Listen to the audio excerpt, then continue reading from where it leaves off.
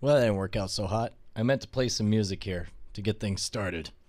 And then instead, you've heard awkward silence. There we go. We're about like 10, 15 minutes early here. We are waiting for Andrew Main. All right, fuck that music. What is this? Here, let's do this. Boom.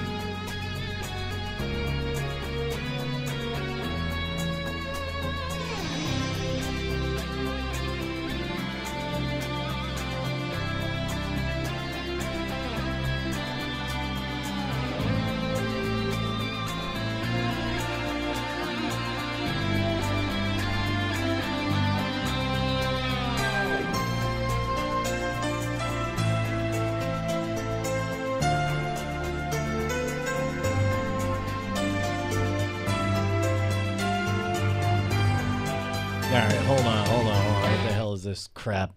Somebody's sending me some business over here. What do we got? You got something? Go.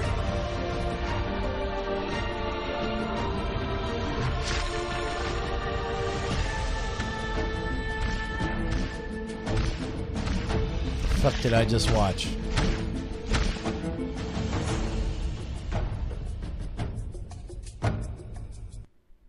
Wait, that's it? Did you just do that just to make me look at a unicorn Pegasus? Oh, I guess because it's a unicorn and a Pegasus. I can't. Did I just get trolled? All right. I'm gonna make you guys look at this while I go downstairs and get a beverage and get ready to and find my phone so I can call just Robert Young.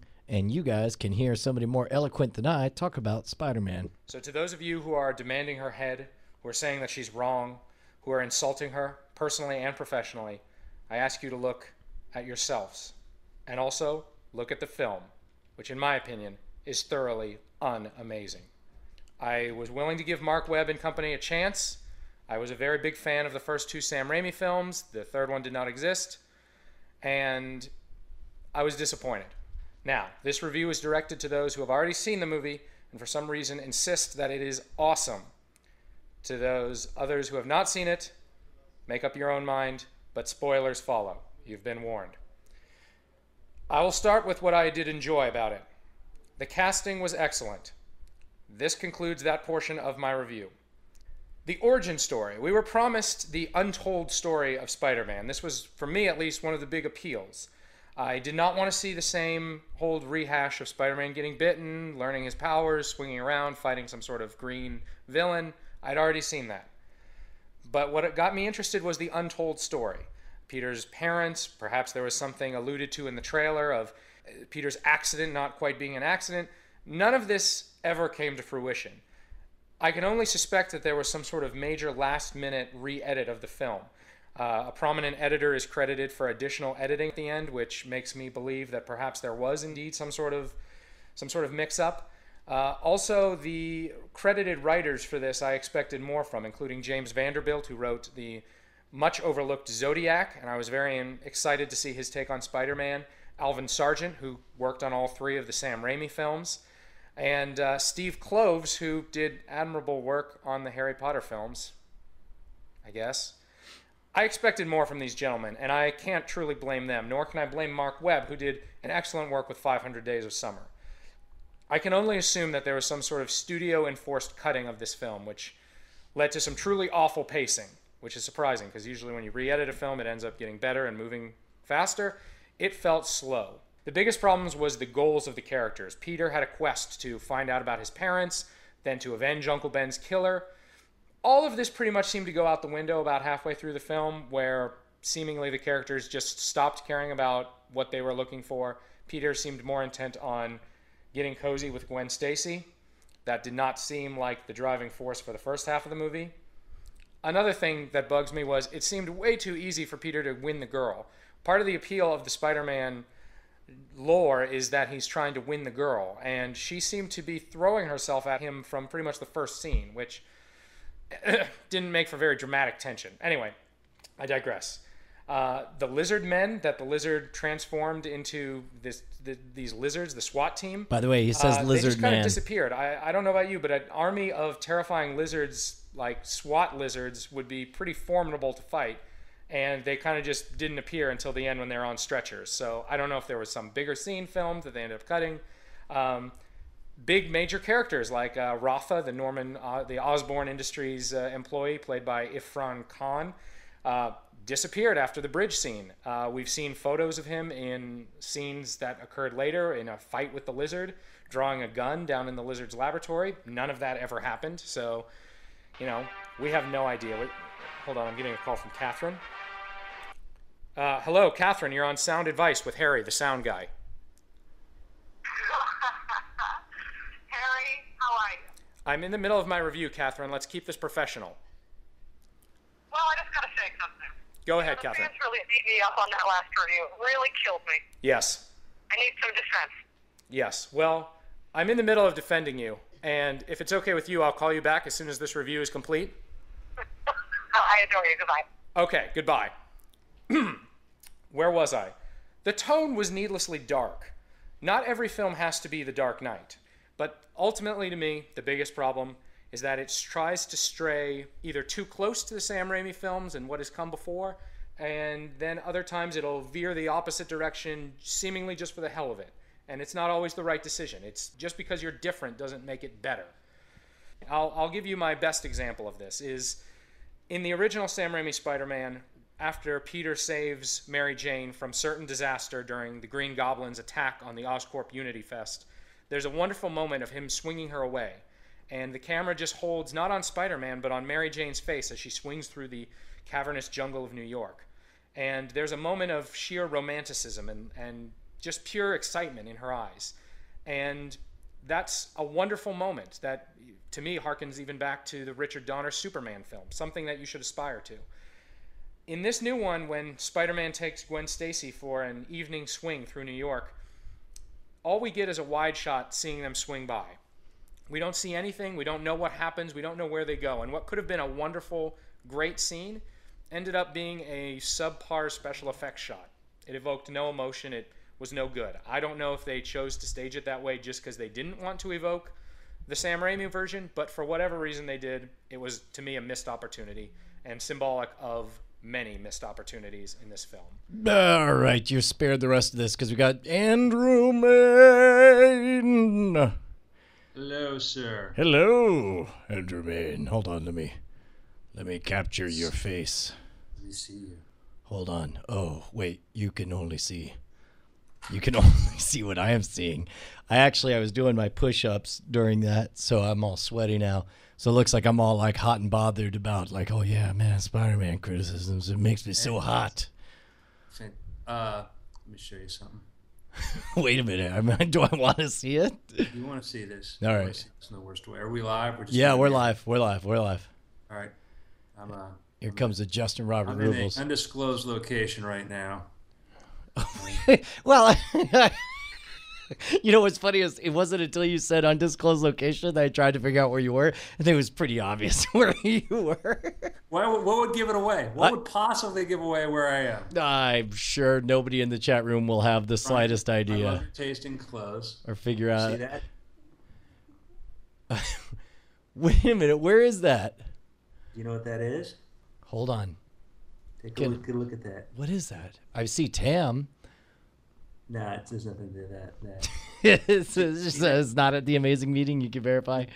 See what that is on the It's a unicorn. yeah. It is a unicorn. Brian, I like your unicorn, but you're kind of copying somebody. Wait, my unicorn? You know who wore this? Is that Elvis? No. Oh. Yeah, They're Elvis better. the Unicorn years, retard. Wow. So there's that. Elvis the Unicorn years. Oh wait, really? That's not a joke? No. I don't even know what to think anymore. Do you know who it is? No, I don't. Henning, right? Yeah, I was trying to get Brian to answer because I already told you who it was. Oh no, I mean I wouldn't know. When'd you tell me who it was? He implied it. He You knew where- implied once a moon Justin ago. knew where I was. Oh yeah, I knew. Well, okay, yes. Oh, so that's where you were?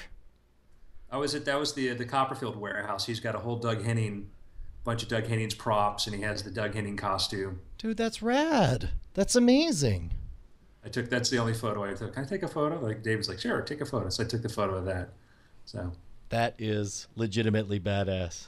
it was pretty cool. So am I to take this that the undisclosed location is Musha K? Can you verify Yes, that now? Yes. Him and Oprah.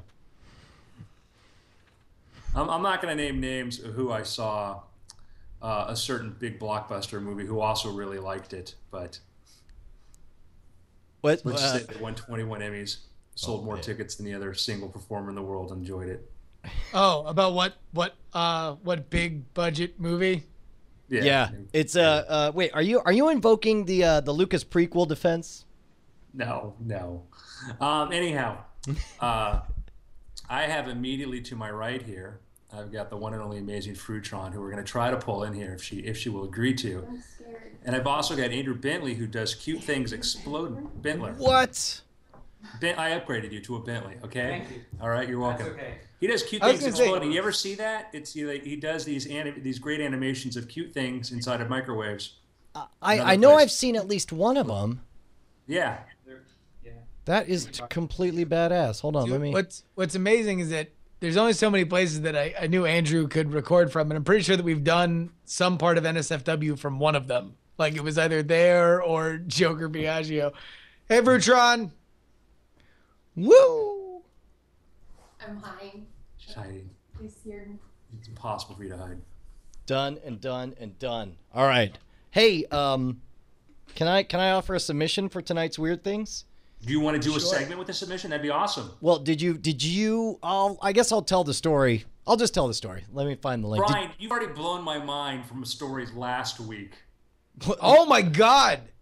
Which story? What did I say? Your crazy Vietnam vet Your story. school assembly with the Vietnam vet who starts off fighting a bow and then breaking the neck of a 9-year-old Vietnamese boy. Yeah, no, that was definitely a weird Because thing. he knew he would That's tell. great. So he did him the favor of child murder. The ultimate favor, they call it. And then, yeah. Oh, thank you very much, Dave MacD. Okay. Boom, ba-doom, boom. Okay, let me just also say before we start, the greatest listener-sponsored spot is purchased on this episode. Really? And wow.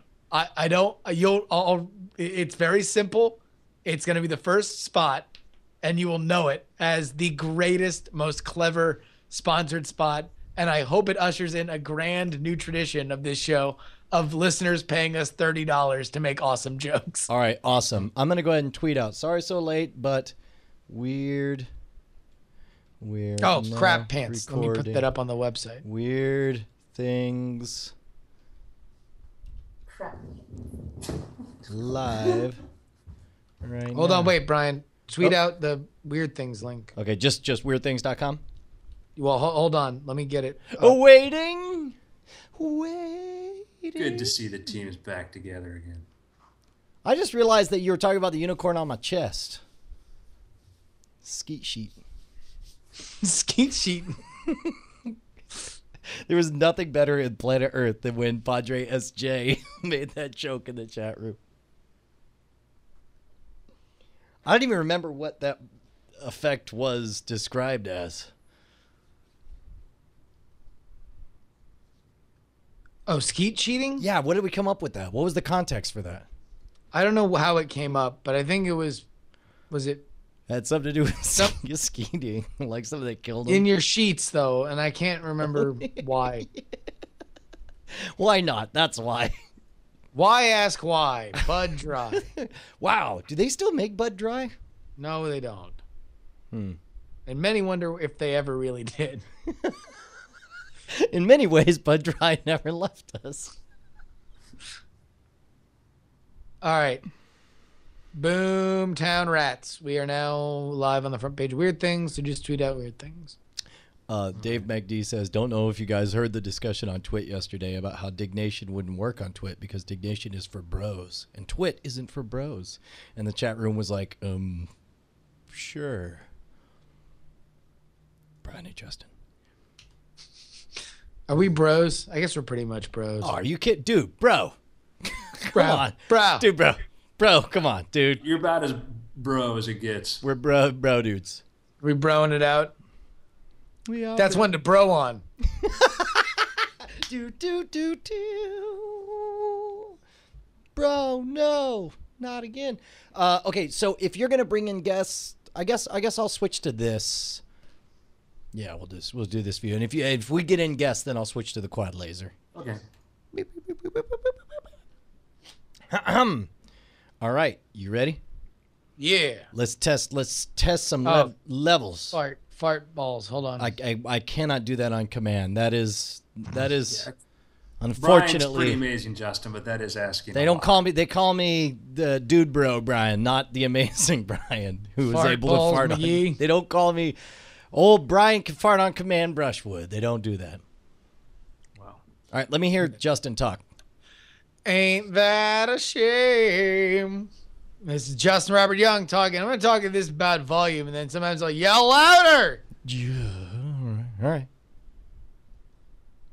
Hold on, let me. Hi, Wait. I'm Andrew Main, and I got a microphone right here. All right, let me hear Justin one more time. Hi, Justin Robert Young here, talking to you about things and stuff. Also, stuff and things. All right, I'm gonna take a look and see. Oh, what I was trying to do is see. Oh yeah, much better. So I can turn this up a bit, and then we're good. Beep, boo. All right, I'm recording, sir. All right. My audience is acting up. I don't realize my microphone is not that directional. We're going to hear a lot of, that's a stupid topic. There they go again. Like, no, he talks about this all Get the used to time. this sound. Oh God. You're like Pegasus, air superiority. What? And the walking, too. They get used to that.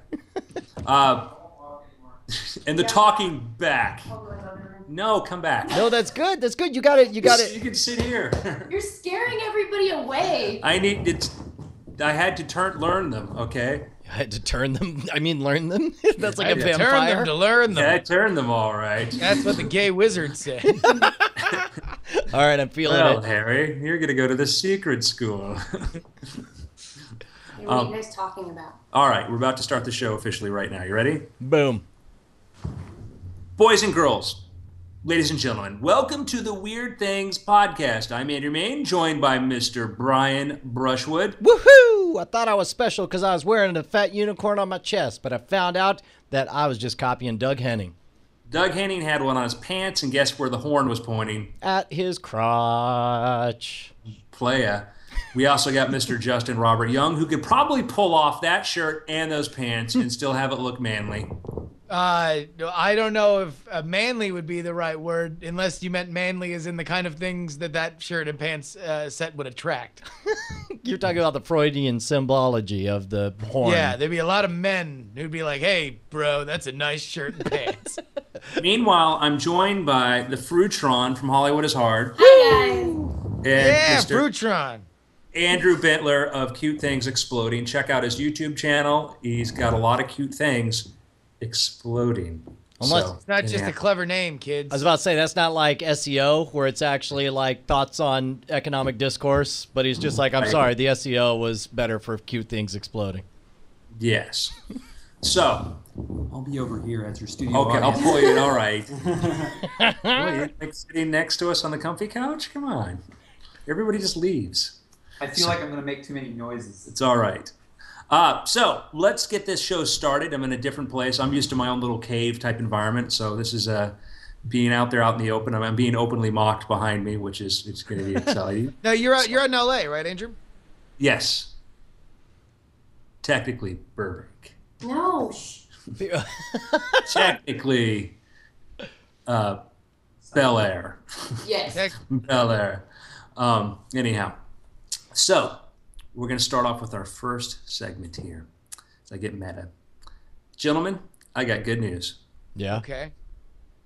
Elvis is alive. What? Oh, finally. God damn, I'm sick of him playing hide and go seek. You're talking about Elvis Costello, right? Because I heard he was actually a zombie. You're talking about recently arrested Denver Broncos linebacker Elvis Doomerville, right? You're talking about the Tejano impressionist Elvez, right? Elvis is alive. Okay. And what I mean by that is we've managed to clone Elvis. Wait a minute. You mean like they were able to keep like a stem cell line active and we're just going to regrow them from scratch? Well, sort of, almost. An artist is claiming, and you hear that he said he's done this or that he's doing this, and he got some samples of Elvis DNA ostensibly from some hair samples he bought on eBay, got a DNA sequence from there, and then took that and put that into a mouse. Because you can get custom designed mice now with your genes if you want to have them coded for certain things. So he says he's planning on making a mouse. We read one story, it says it's happened. Another story, it sounds like it's a conceptual artist thing. But in theory, mouse with Elvis DNA in it. He's going to recreate. Wait, this Elvis is like a real little... thing? There's a mouse running around and he's singing like a really high pitch, like, since Totally. my baby left me. Okay, no, but this is actually normally we want to make fun of these conceptual artists, but I'm going to say this is actually a good Conceptual scientist, Brian. A conceptual science, sure, because it certainly opens up conceptual philosophy. Because the question is, like, obviously we've talked about cloning organs in pigs and other animals, and I guess they would be your DNA because they'd be in there. But is that what counts as a clone? When you say you clone someone, just because it's got some of your DNA, suddenly it's your clone? Because I ain't no mouse, and if a mouse run around with my DNA, I don't know how it got it, and I don't appreciate your accusations. I don't like your flippant attitude about this, Brian. Like you're not taking credit for your own DNA. Like this would be a grand. It's not my DNA. Spread. What? It's like that's a mouse. I don't look like a mouse. I ain't got the hold on, I'm gonna go shave. But the point is, I don't look anything like a mouse. Hey now, who wants to part get of what mouse the Elvis artist and plans on doing Percocets? He lists all the companies that he could use because, like, you in science testing, if let's say you wanted to test some sort of cancer drug, you would give, you might give a mouse with some sort of condition genetically that you can then try to see if it works. So you can send them DNA samples and say, put this in the mouse, okay? So his plan is to, once he's got this mouse, is design a series of cages for them to live in that would hopefully simulate key parts of Elvis Presley's life. Wait, He'd this is like the subject the boys mice from to similar Brazil. expenses. This is like the mouse from Memphis. It's like the Yeah. boys from Brazil. So but of course, being the artist, and it's not like he's building a little miniature Graceland, which I think would be awesome. What he plans on doing is he's going to subject it to darkness and cold in another cage to simulate a child of poverty. He's going to put a distorted mirror to give a false sense of self-importance. Artist. Then there's a cage where every curious action is rewarded with extra food and toys to the extent that the home itself generates unease like Graceland. So in the last year of his life, take the form of a treadmill on the slope. The Elvis works its way to the point it falls off, symbolizing death. Awful. Yeah, it's not it's not going to be fun to be a little mouse Elvis. This is kind of like a weird, like, mousy, Elvis-y, like, Panchen Lama kind of thing. Like, where they're, like, giving him, like, all the stations of Elvis, and then they're going to find out, like, which one is truly the most Elvis-y. There's an awful lot of judgment in this whole experiment, the way he's interpreting everything. Where it's just like the whole, like, you have talent and the world loves you. Well, the only way you can experience that is by a funhouse mirror that's all reality distorted, jerk. No Captain Marvel cape. I know. No TV with a little mouse 6-shooter so he can shoot the TV when he gets upset. What was the, like, peanut butter and banana sandwiches? Yeah. No, that'd be awesome. No we could do Percocet. I say we kidnap these mice and we put them in our Elvis mice exhibition. We need to have sycophant mice. I like to imagine that this guy's funding just totally runs out, and, like, all of a sudden, like, his whole experiment is, like, foreclosed on, and they're, like, moving everything out, and this is, like, the lowest point of his professional career. And then, like, just, like, the last thing, as he's carrying the one final mouse out, you just hears, "We can't go on together." And it's like his own Michigan J. Frog. Like you say, like no, look, the mouse sings Elvis songs, and just the mouse just look. Just a mouse, bro. Got a little human DNA in me, so what? That would be pretty awesome. So, and that's the thing, maybe we start think about this too. Like, we talk about Planet of the Apes is about the new version Rise is we modify them with this Alzheimer's drug. They get smarter. But imagine if you started giving animals just little traits, like you start giving dogs like human vocal cords. So it's not just it's like I love you, and just like regular like dogs saying what a dog would say, vocalizing that. Well, you realize, it's there are people who like to dig on the Far Side cartoons by Gary Larson, but I loved them specifically the ones that where the scientist develops a device that translates dog bark into English, and it's nothing but every dog just going hey, hey, hey, hey. It's like, would you prefer a dog to actually say the word hey, or would you prefer it to be a dog bark? Well, okay. I imagine what we would do, it would be like the foreign exchange students where we just taught them to say, the F word and walk up to every girl and say, I want to have your baby or something. And Yes. your dogs would be like, parrots seem to be pretty smart at figuring out what to say or what not to say. Yeah. But a dog might be like, I'll lick that, I'll lick that, I'll lick that. A dog will say anything. All right, here's the deal. Boom. Most billion-dollar concept for human trait evolved dogs. He's called Walking the Dog, and it's Christopher Walken's voice. Oh my God. So instead of the hey, it's just hey, hey, hey. All right, now you're on to something. I thought he was me, actually going to speak Walking with all the dog. Oh no, you are doing that. I was so proud of you for not doing the random commas thing and instead just sticking to a very good Christopher Walken hey, but you went all the way. Sorry. Oh no, I will disappoint you, as I do most people in my life, Brian. I will disappoint you, You should do Grand this by now, Admiral Thrawn. Do we want to throw to a commercial? Do we have a commercial? I mean, Oh we have an God, we exciting do. commercial. All right, and I feel uncomfortable reading this. I'm just gonna let you know because this was written very specifically, and you pay $30. I'll read your ad, and this is what the ad is. I, Justin Robert Young, wish to volunteer for a one-way trip to Mars. Yeah. Guys, and saying this on the air constitutes a binding contract with anyone that will pay and send me there.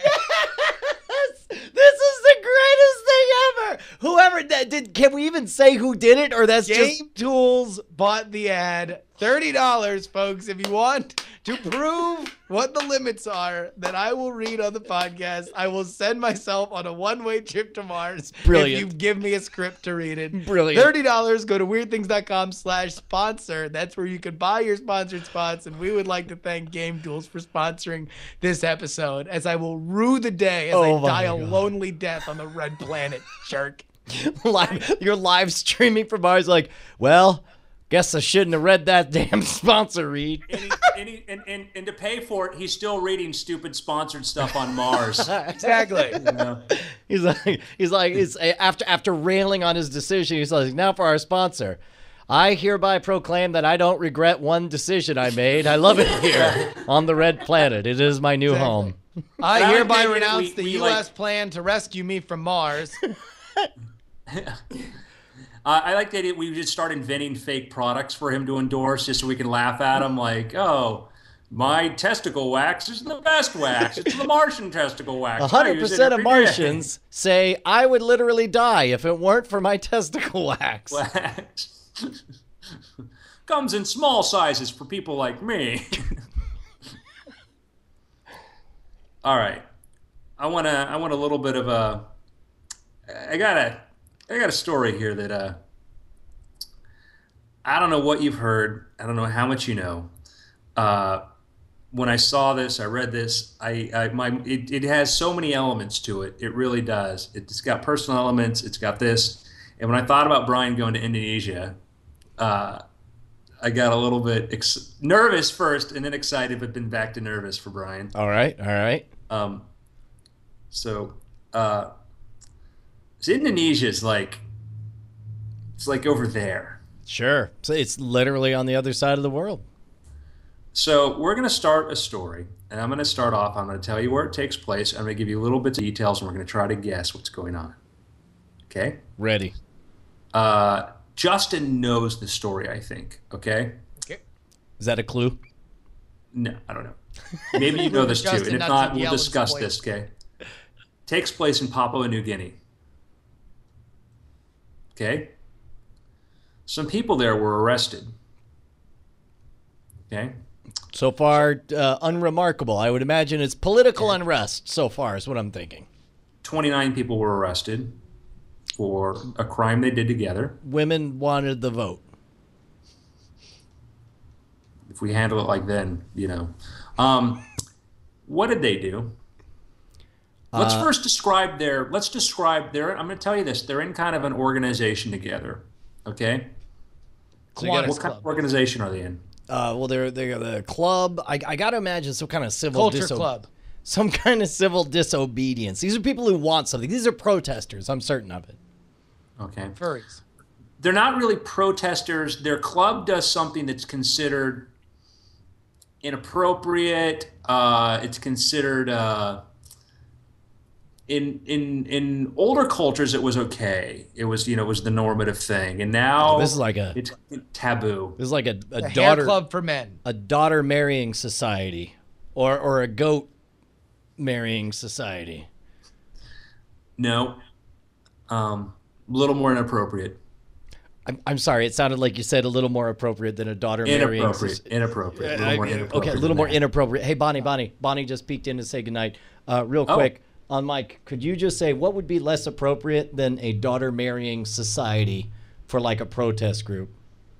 They're not protesters, but go ahead. Well, in my mind, they are. You haven't disproven that they're not protesters. You know what? They were kind of making a statement, so I'll give you points to that. Okay, all right, good. Could you repeat the question? All right, so yeah. Less appropriate than a society that encourages and engages its members to marry their own daughters. What is less appropriate for Right. that? These are than people. that in These are people Indonesia? in Papua New Guinea. 29 of them were arrested because they want to do something less appropriate than marry their daughters, which is what? Oh, my goodness. Okay. So this is not society marrying children. It's individuals that want to marry their own children. I mean, that's what we're operating under. We still don't know what they did. We're guessing at this point. Oh, maybe they want to marry their sons? No, that's not. That would be more. What if they appropriate. just want to hook up with their daughters because they ain't trying to wife them? Wait a minute. Yeah. Are we talking about like some necro like digging up bodies business? Oh. I don't think they were digging up bodies. that's Andrew code for they got They him were straight digging from them down. Can I get a witness? Were they like stealing? Were they grave robbers? No, they're not grave robbers. Were they grave think so. boners? No. Were they grave in their demeanor? Wanting to marry their grandmothers. Yeah. Do they want to marry Grave Digger, Nothing to the do with monster marriage. truck? I ain't Nothing to do saying with these are marriage. grave One digger. step in the grave. Okay, look. Is it something sexual? No. Oh, no. You got really. us going down the wrong path. Indirectly, maybe, but no. Indirectly? Like what Like could hair braiding, like those people in Jamaica. No. hair That would braid- be so inappropriate. That hair. So they're in a club. They have like this thing they I've like tried to do. some of Wait, those wait, braids, wait. and white ladies shouldn't wear We're those talking. braids. Hold on. I kind of got some I got a nibble on the corpse business, but it's not sexual. What's the You other have no thing? idea how close you are. We have. What's the other thing that we don't like people to do with corpses? Eat them. Sing to them. Are they cannibals? They like to nibble on the corpses, you said, totally not realizing what you were saying. Oh my god! We got to nibble on corpses. I think I can get this. I think I can get it. Just give me one more clue. One more clue, something we can digest, all right. Oh, that's amazing. Oh my gosh, Brian, that's It hilarious. gets better. Better, sure. That's a word I would use for this. better because you see, these 29 members of an alleged cannibal cult were charged with the murder of 7 blankety blankety blank. apparently in Papua New Guinea, they don't have consumer reports. These people were very, very upset with these other people, and so they decided to eat them. What did these people do that made them decide we're going to eat them? Did they like short shrift them? They sold some grade B human when they thought they were getting grade A, or they were in a protest. They were in a protest. Okay. They were protesting a service charging a higher fee. what on earth could they, like a people eating service? I don't understand. Is it No, that was these just the people- punishment. okay? The punishment. So the penalty was cannibalism. Yeah. But the crime. We eat the mistakes here in Papua New Guinea. So they're very upset by the services, prices going up for this service, and so some of these people said, "We're gonna eat them." Well, it's not. I mean, you got your basic utilities. It can't be water. It's not food. That wouldn't be Papua New interesting. Guinea. It's not high speed internet. I assume. Exactly. No, this fiber optics. Let's go. Hey, Comcast guy. Wait a minute. It's gotta be. I'll bet it's like a witch doctor, or it's like Boom, boom. really. Oh, yeah. You got it. Holy cow! I'm So so what do they want? impressed. So the headline is 29 alleged Papua New Guinea cannibals charged with killing 7 over sorcery fees. You know, now they use the source engine for sorcery feeds, I believe. So apparently there's been this protest, like 1,000 people with a group of about 1,000 who are against the sorcerers charging increasingly higher fees. And quote, "We ate their brains raw and took their body parts such as livers, hearts, penis, and others back to the housemen, the traditional men's houses, for our chief trainers to create other powers for the members to use." What? Oh, so people are basically like, man, this ain't wizardry. It's just sorcery. Let me grab the parts. I'll do my own voodoo. And then they Eat go the back. wizard. And and then they're like, I'll plug in a USB penis to this spleen, and let me grab me a high-speed graphics video love array, and it's like, and then boom, bada bing bang, I got wizard powers. Some sorcerers were also to hire a witch doctor, reveal a cause of death, or cast out an evil spirit, one must pay 1,000 kina, about $475. I mean, That's a lot of money. yeah, it's like if you want us to do some walk around magic, we'll start talking around there, you know? All right. And they reported along with a pig and a bag of rice. I don't get that. Do you get that? That sounds like one of those things like, man, I'm all that, a pig and a bag of rice. And then some sorcerers were also asking for sex as a payment. I think that's well, I guess that is cheaper than a pig and a bag of rice. By the way, that's going to be my And here's standard. where it gets really sticky. Remember what you said? Okay, it's against our traditional ethics and morals for a sorcerer to have intercourse with a man's wife or teenage daughter. A local cult leader in the Tangi Inland Madwan province said. Wow. You got to have standards, guys. Yeah. I'll tell you what, I think pig in a bag of rice is going to be my standard upsell for any service from now on. Yeah, throw in a pig in a bag of rice, and I'll get it done by Thursday. What? So problem is, in statement, the investigator told the AP 4 of the 7 victims were murdered last week, adding that no remains had been covered. Quote, "They're probably all eaten up." Wow. Oh my God! Suck the marrow from the bones. Well, do y'all want to hear something kind of sick that's a little more close to home? God, wow, who's that's the cannibal in the house? I'm afraid it's about our crap-eating dog, but go ahead. No. Like in the literature for that you fill out these forms and they give you all this literature about birthing your children, and they say no, you may not have the placenta to eat. So, Dude, people do yeah. that. People eat the placenta. What is Oh no, the that's thinking? like a big thing, right? Yeah, apparently. What is the thinking behind that? I don't know, something about the nutrient. I don't know. I don't know. It's a custom, It's a- and there yeah, was it's a custom. SNL like back in the 70s. They did a sketch called Placenta Helper, Yeah. Oh, Hamburger Helper. Oh, that's so gross. I don't know. Maybe you're just really hungry. what after if you giving got birth or something. all right, now, okay, as I don't know. disgusted as you are, what if you got genuine laser vision for 30 minutes if you ate a placenta? Like you could Laser vision? Yes. There is no way. Do you know you feel really pretty out of it after giving birth? I mean, Brian's like, not thinking about you. laser. He's thinking about him.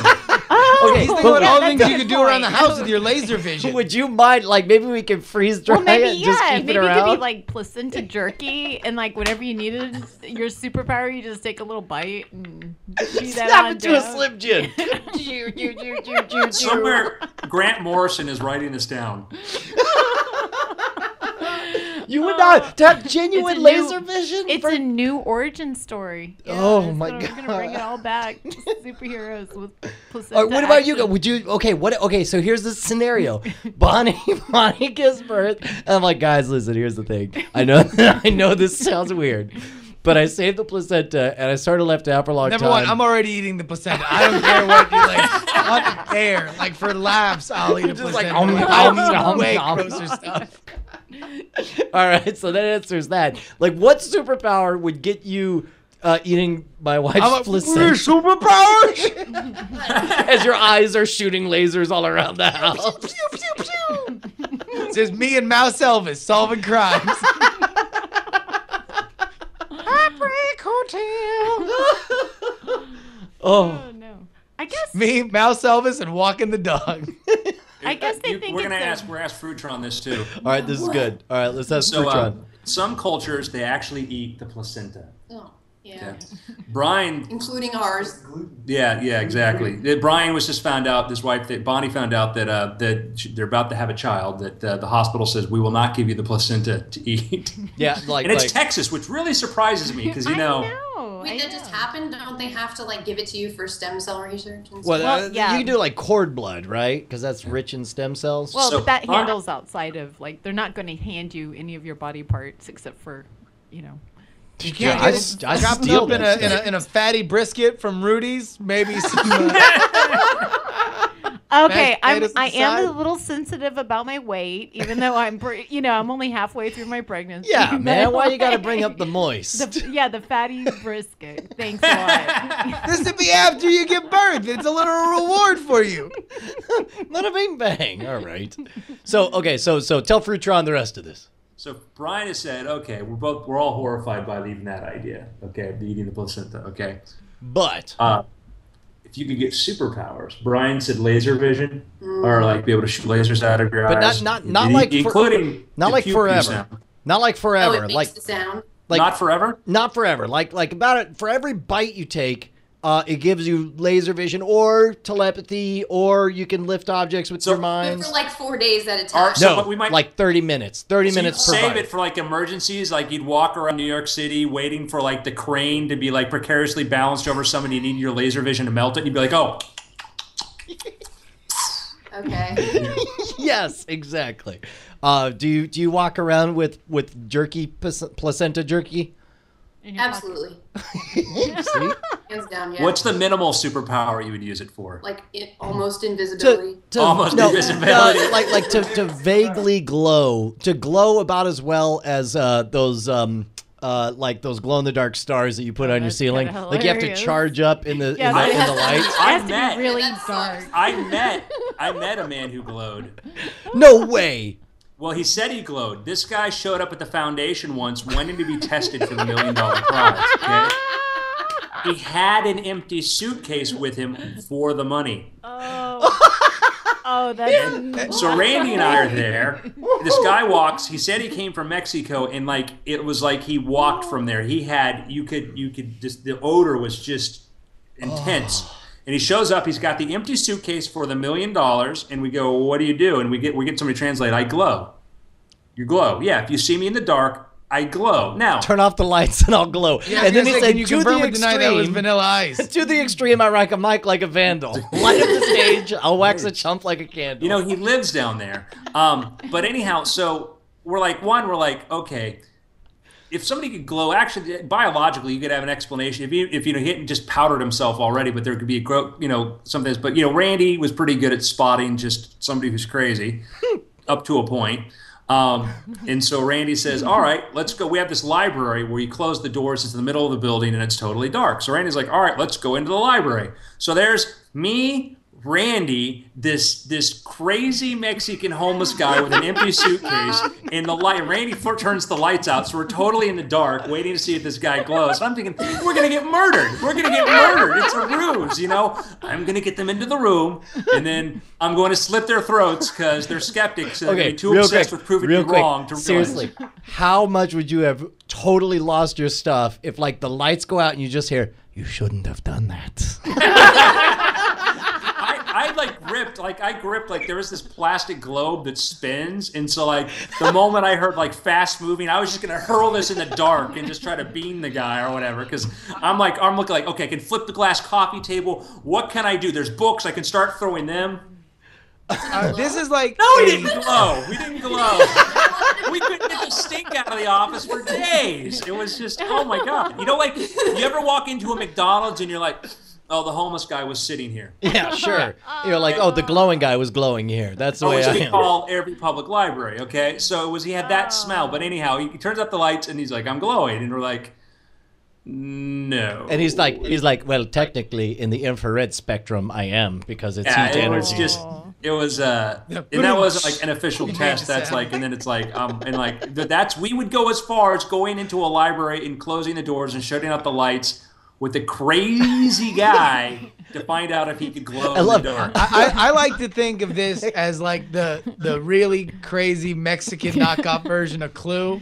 Like, the old arch skeptic was murdered by the stinky homeless guy who thinks he can glow. It's El Clue by Parker Hermanos. How did we be murdered, okay? I want to see Ray won the MacArthur Genius Prize, and there I am working as his helper, his right-hand man, and to think that, like, if we got murdered in there, the Drudge Report, which already had an item about the amazing meeting this week. It's like the headline is "Idiots Get What's Coming." Yes, is killed by watch the glow that man in the dark ruse and empty library with idiot sidekick. Yet another pair of know-it-all skeptics died this weekend, falling for the glowing Mexican ruse. That does sound like a scam. Like, oh, I used to pull the old glowing Mexican and through the Missouri territory. And he's like, he went back to Mexico, and he's like, so guess what I did? He's like a lawyer, he's like, he's extremely successful. He's like, I went to the Salvation Army. I bought some bum's clothes and a suitcase. I knocked on the door. I wanted to see how far these idiots would go, and we're standing there. I'm like, well, I don't see any glowing. Do you see any glowing? I tested my own spider powers once when somebody called up on the phone and said, listen, I can grant you any wish. No. Any wish. And I said, any wish. And I'm like, I will test this. You really? And he says, any wish right now, I can grant you this. I'm like, okay, I'll put you on speakerphone. I ran. I jumped up against the wall. I tried to cling with Spidey powers. Now, did you keep like a straight face and you're just like, yeah, like it's tech support basically? You're like, I'm trying to climb the wall. We hears this thump thump, and then I'm like, it didn't work. You go, what did you try? Well, I tried Spider-Man powers to climb on the wall. And was he insulted? No, he was so crazy. How could he be? That seemed like a rational response. He was just like, well, I don't understand. He's trying to tech it out. He's like, did you clear your cookies? Did you did you reboot? It should please restart. You're supposed to have the spider powers by now. Hold on. Try glowing. He's like, Try glowing. Thank you. My name is Fred. I am here to give you spider powers. No. Do we have a sponsor? Brian. Yeah. Oh, wait, Bonnie had a question. Wait, Bonnie. Wait. Well, I was just gonna say that here you guys have admitted to eating the placenta jerky, but these people really believe that they're getting powers from these. Yeah. Okay. Oh, think about this. Like of They all really the powers that we said it would take to get us to eat placenta, they thought of an even worse one, which is a slight immeasurable benefit to their health. What if we eat the Avengers? Do we get their powers? No. I'm talking about the people in New Guinea. Oh, yeah. Like they think they're legitimately getting. No, these... I'm less worried about those. I'm worried about the upper middle class jerks who are eating placentas. Like they know better and they're still eating placenta. They don't even glow. Yeah, Yeah. Frutron's like, they should still give it to you, you know. Yeah, it came out of you, even if you're just gonna wrap it around your neck or play with it. Like, you know, you should still get it. Even if he's one of Oh, that's an intestine. I know when I went. There's intestine. There's intestine. When I went They've to got, get, they've got you know, Freddie that doesn't Mercury on the come out bathroom when wall you have facing the baby. urinal. oh my god. So you're like, All right. Now well, from our speaking sponsor. Freddie Mercury's intestines, it's the 3rd anniversary on July 26th of Rissa and her boyfriend Brandon. They would love it if we congratulated them on 3 fantastic years and let her know, Rissa, how much Brandon loves her. So there you go. Thank you, very, very much, Brandon, and congratulations, Rissa. You said it's Rissa, right? Yeah, Rissa, like Marissa. Yeah, well, I mean, it says to let her know how much Brandon loves Rissa, and if I were to guess, I'd say at least enough to eat her placenta. totally. I mean, yeah. Totally. I would say that on the first date. on the first day, I feel like first day, like first base was the placenta. Now he's gonna eat like your thighs. I don't know. You know what's funny? And I mean funny is that there is a part of our audience that's right now looking up what the hell a placenta is. Oh my And- God, I'm and so excited don't about that. Tell us, email us. Don't be ashamed to tell us that you had to look it up and what your reaction was once you found out. Yeah, man, this is a dialogue. If we want to hear, if you've eaten a placenta and you got a superpower, why don't you I write explained, us? like, on this very podcast that I did not understand the difference between a pony and a colt. What? Yes. I thought ponies were like baby horses. Yes, I thought you were saying CULT. Like I couldn't tell the difference between Jehovah or no wait, who were the Heaven's Gate? There you go, the Heaven's Gate. And Well, there's the pony. bronies, so yeah. There you go, the between ponies and bronies. I couldn't tell the difference between a pony and Colt 45. It Works works every time. Every time. All right, let's throw it to commercial. Wait, we just did. We just, no, he's making money here. It's like let's have another Trying to one. make it rain. Next question. This is awesome. So there's a dude came out and said, in an interview, says, "Hey, I've got an idea for a kind of a transportation system that could carry people between LA and San Francisco in 30 minutes flat." You hear about this? Don't say No. you know who it is. No, I have No? not. Okay. I can do this, get people there in 30 minutes flat. It says we have planes, trains, automobiles, great movie, and boats, he says. But what if there was a 5th mode? And he was asked, like a Jetsons tunnel, you just get in and it whisks you away? And yes, it would. It would be 4 times faster than a bullet train, twice as fast as an airplane, could be powered by solar panels, and to be immune to weather, and it would be unable to crash. Now wait a minute. This would be. I have not heard this particular story, but I seem to remember having heard of the idea of vacuum trains, where you have a tube underground and you suck out all the air, and because there's no air, you have no wind resistance, and you're able to. Are you saying that in the future we'll all travel in tubes? Tube technology. He's come out and said since then, no, I'm not talking about the vacuum tubes. Ah, crap. Because I like vacuum tubes. So, we're used to kind of people sometimes coming out with these big, amazing pronouncements. And so, what's your reaction to this guy saying that? I totally believe him. Here. Why are you not taking my money? Take my money. All seriousness, all seriousness. No, Just it's on like it's crazy talk. Look, 30 minutes from San Francisco to LA, is that right? Yeah. That's Crazy it. talk. Brian says crazy talk. Justin, you say?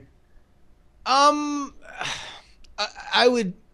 would say, I don't know enough about mass transit, about the realities of mass transit to say that it's completely crazy talk, but I would say that it's highly unlikely, because if that kind of idea was there, it would have been capitalized on. It's doable. It's physically doable, but there's no way it could be profitable. There's no way. It's like how long it takes? What like an airplane is about efficient as we got. Well, and it takes and I'll say it is kind of impossible, just in to buy land for a train is close to but impossible. even technically, he says the ticket would be less than, I think, a plane ticket cost wise, all that. So what?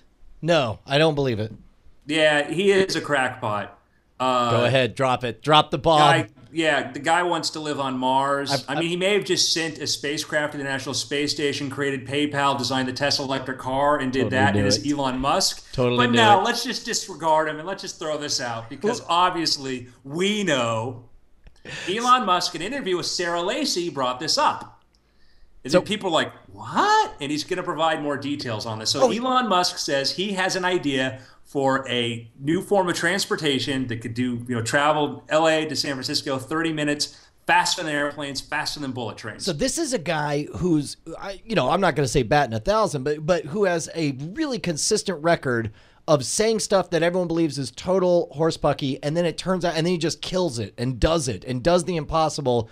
Yet again, saying something that sounds impossible that now maybe we're not so quick to dismiss, but he's not giving any details. He's going to. He said in the interview, he says, listen, I'll patent it, but I'll let anybody who wants to do it. And I says, I'm not even going to patent it. I'll just throw it out there. Whoever wants to develop it or look into it, which means I get a feeling that, we may not be building the LA San Francisco corridor anytime soon, or the bullet train, the to nowhere kind of project, but a lot of people are very curious to hear what this is. What if this is the moment where he totally whiffs and he's just like placenta jerky?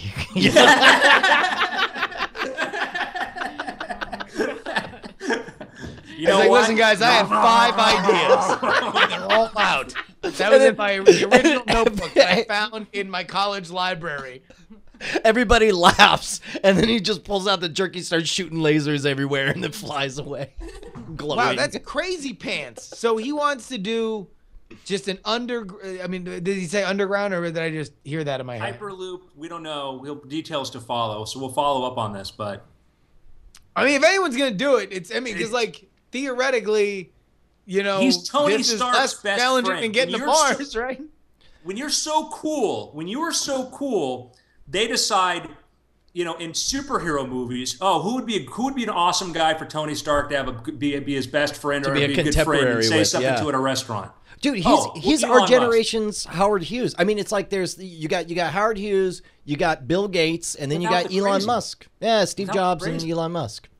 Without the crazy. Yeah. I saw him eating placenta. And we're sitting around talking about placenta, and he's dropping these billion-dollar ideas left and right.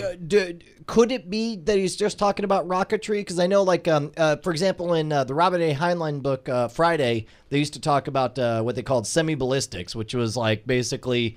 Whether or not you're going to get into the front seat or the back seat, which seat? Airplanes on crack, where basically it was essentially a rocket taken up and then it just rocketed on down. So it was really, really super fast. Something like that, maybe? But he said it wasn't air travel? He said something like tubes related or something, but said it wasn't the vacuum thing. So we'll find out. Man. Oh, there was a European company not too long ago, I would guess probably less than a year, that announced that they wanted to do rocket, commercial travel via rocket. So London to Australia and X-Core is one of those companies working on that. So we'll see. Dude, that's insane. All right. I have a portrait and a photo. Let's throw it to a commercial. Perfect. I have a portrait and a photo competition on Facebook, writes this ad.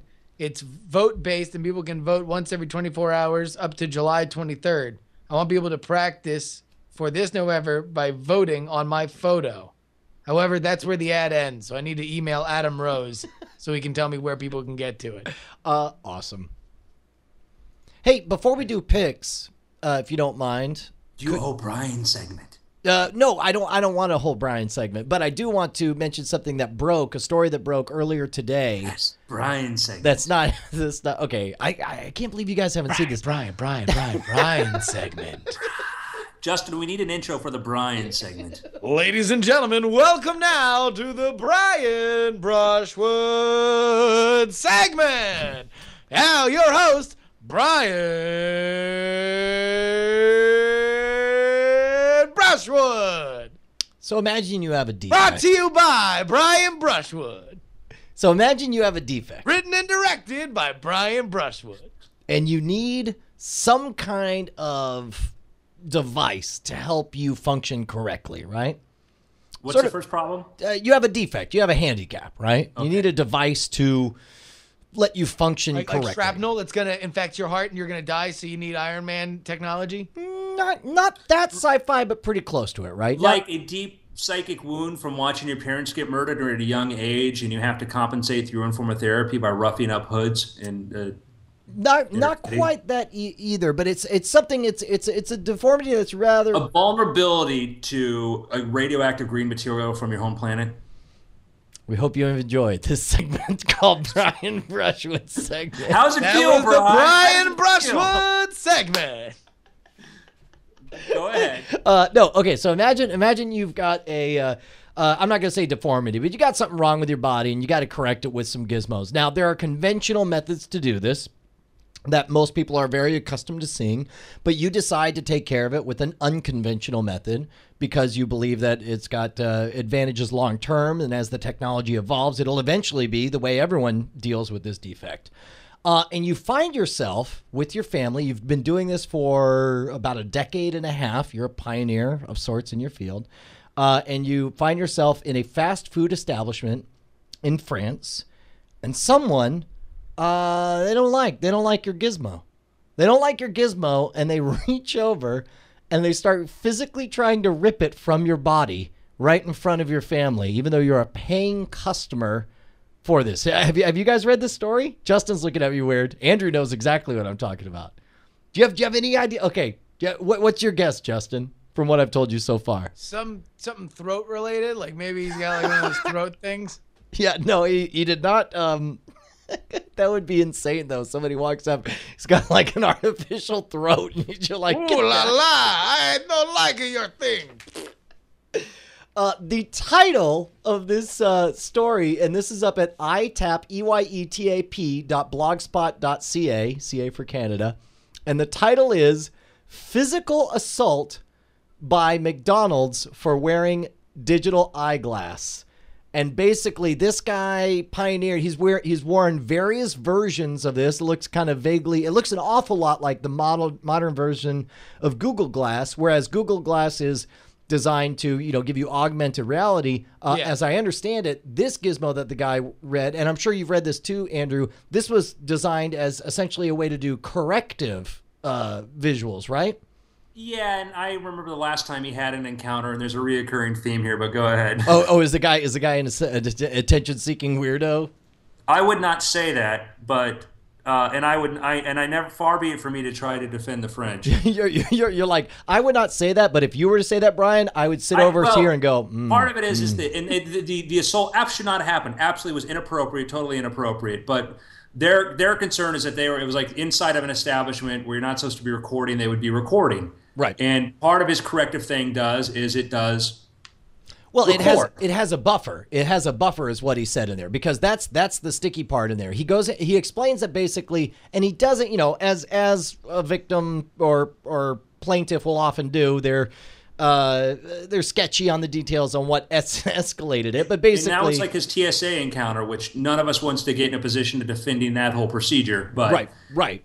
Exactly. So basically, he is buying some food, and the first guy comes up and is just like, "What are you doing?" And he's like, "I got a note from my doctor," and hands it over to him, and and then a couple other guys, and then he buys food, and then some guys come over and just start shouting at him and trying to rip this thing off. Now the thing is, this thing is bound to his face. You can't remove it without special technology or specific technology. And when they figure out that doesn't work, he's like, "I got a note from my doctor." They rip up the note in front of him. He looks down at the ID badge of the person. The guy covers it up.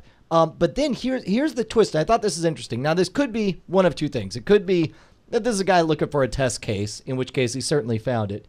But his claim is that there's a buffer on this thing that records, and as soon as damage occurs to the digital eyeglass, and essentially ostensibly the function of this is that it does the same thing as corrective lenses, only it uses digital technology instead of just a bent piece of plastic or glass. It's you got a lens and it shoots to a digital screen that he sees through.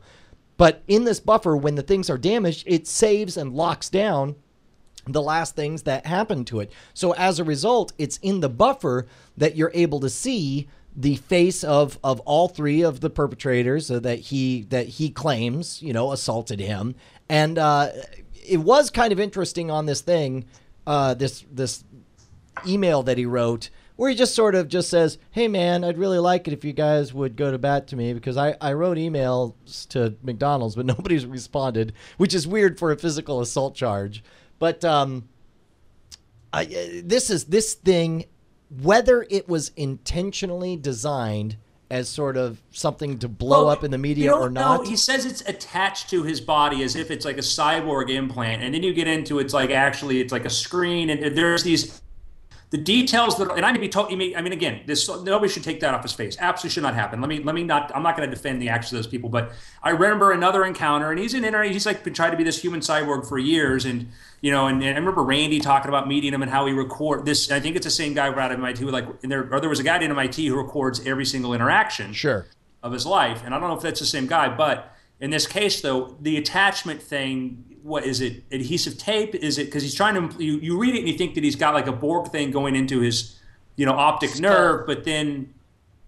Well, okay. Let's say for sake of discussion that it's either way wrong. Either way wrong. Yeah, to take that off. Let's say let's say it's spirit gum. If I had a Halloween costume and somebody comes up and rips off my fake plastic over my face, it's ruined, and now you have damaged my stuff. But if you came out and said I had plastic surgery. Right.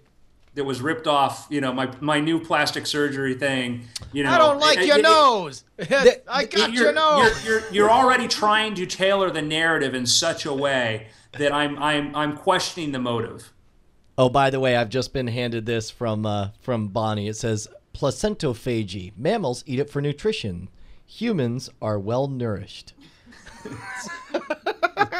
Yeah, because the animal kingdom doesn't have granola bars.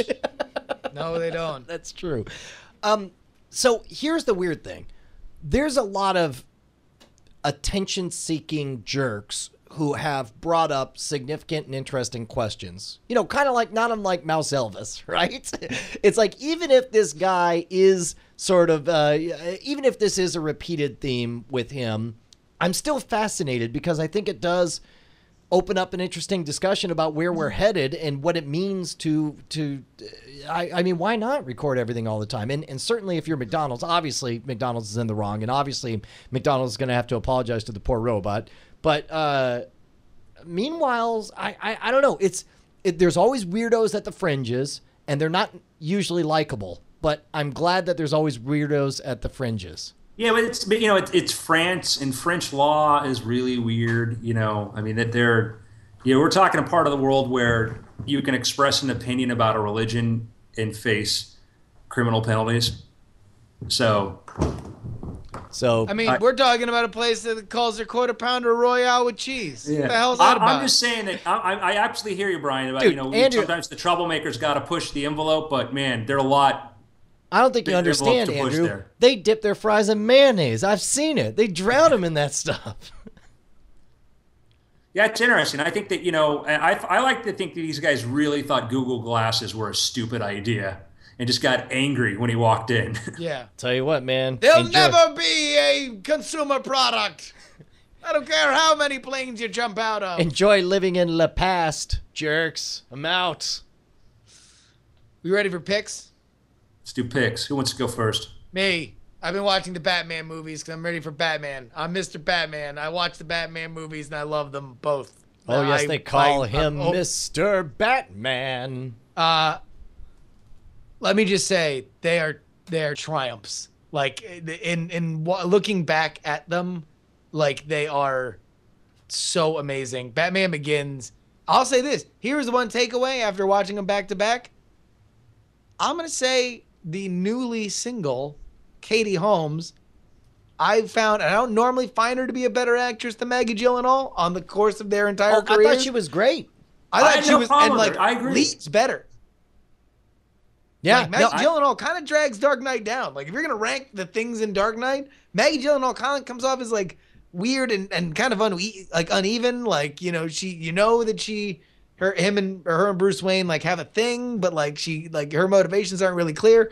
And really, it's like that can be an element of the movie that isn't fantastic, and it doesn't matter because there's a supernova in that movie called Heath Ledger as the Joker. And like, I'm sick of everyone's like, oh, Heath Ledger died, and that's why The Dark Knight made a jillion, dollars or whatever. And like, I'm sure that had an effect and like the whole like last movie element, but like that he got attention for that movie because he was amazing in that movie. If he would have been alive when that movie came out and had the same exact performance, it would have been, I think, probably just as big because he was just like a iconic person in that movie. I had this horrible thought that like Christopher Nolan, as they're wrapping up Dark Knight Rises, was calling up Tom Hardy. So you gonna go out and party tonight? You gonna party really hard? How are your health? You feeling all right? You feeling all right? Okay, sure. You're feeling good? You're not gonna. Oh, okay, all right. Well, I'll tell you this much. You know that I like Batman Begins much better than The Dark Knight, and everyone thinks I'm crazy for it. But and you're also you're. I've just watched both of them back to back. You're crazy pants. Okay. You've got crazy pants, and you wear crazy suspenders to hold up your crazy silly pants. Okay. But the one you are correct about a supernova with Heath Ledger, and we talked about this before. Like every other incarnation in all of video history of anyone who's ever played the Joker, every time they laugh, it's as though you could see the actor look down and see in all bold caps maniacal laughter from the Joker, right? And it sounds like they're acting like it's maniacal laughter. Heath Ledger, in that moment at the end when he's dangling, you could tell from his laughter that he genuinely thinks it's hilarious that he's about to die, and he genuinely thinks that the whole world is a joke. It's as I described to Justin, it's almost enough to make me think acting is a real artistic perfection. Perhaps. I'll go with a pick. Go for it. Go ahead. And I'm going to just touch a second on Dark Knight Rises, which I've not seen. That won't be my pick, but here's my sales pitch for Dark Knight Rises and why we should be excited. Imagine the director of Inception was going to do a Batman movie. What? What would it look like? That alone. Forget the fact he did Dark Knight Rises, Batman Begins, and Memento, and those other things. I said, imagine the director of Inception was going to do a Batman movie. I'd be like, what? Yeah, sure. I'll tell you what. There was actually a thought like last week I was watching a Dark Knight Rises trailer or whatever, and like I thought about it exactly in that context where it's like, oh man, that's Christopher Nolan's next movie since Inception. Like Inception was freaking amazing. Yeah. So my pick. It's a viral video I found online, actually Netflix instant streaming, and I like to pretend it's a prequel about Bane. Go on.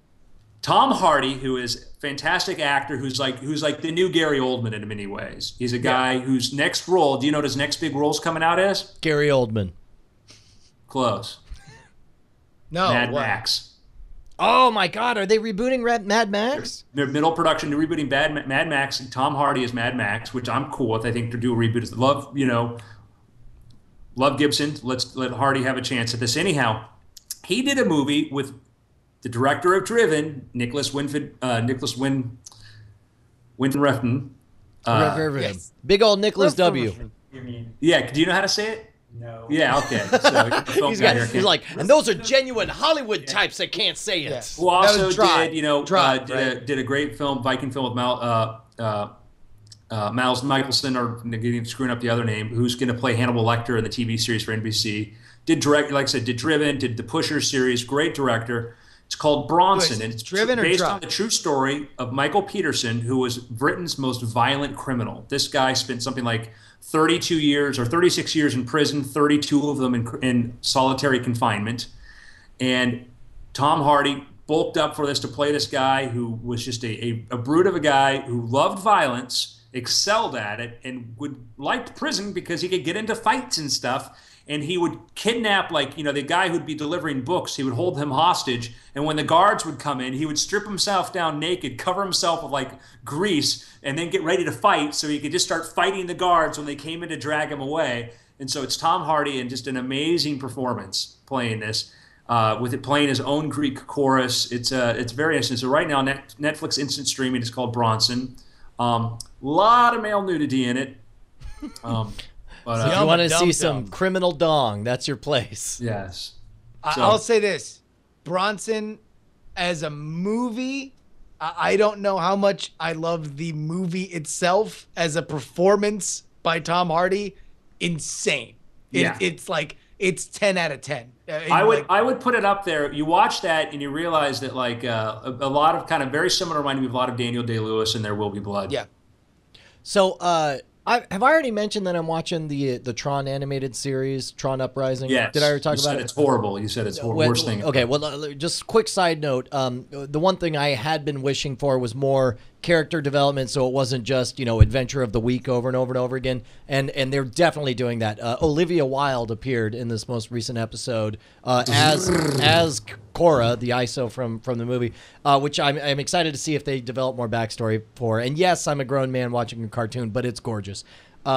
So my pick, actually, you guys are going to roll your eyes because I'm the last of the party, but I am finally reading The Rational Optimist, which is fantastic on Audible, and it's utterly mind-blowing. The opening chapter is this full-on assault of everything you thought you knew about how good life is now compared to how it used to be. And the most revolutionary thought in the whole thing is his assertion that wealth should not be measured in dollars, because dollars or any currency or whatever, currency is just the medium by which you exchange your time for something you need or want. And he goes down, he breaks down exactly how many hours it would take to get, or hours of the average person's labor to get an hour of reading light after the sun went down.